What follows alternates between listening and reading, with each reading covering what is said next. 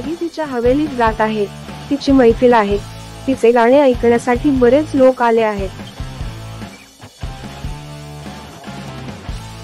त्यावेळी दुष्ट एलियन्सनी तिच्या हवेली घरावर हल्ला केला आणि तिच्या मैफिलीचा नाश केला.